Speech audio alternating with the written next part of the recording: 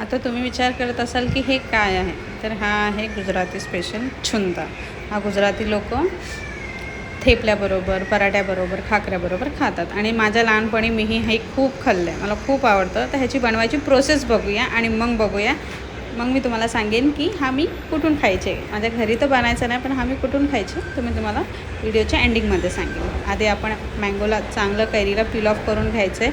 खट्टी मिट्टी कैरी चालेल, असं नाही की तुम्हाला एकदम खट्टीच कैरी पाहिजे.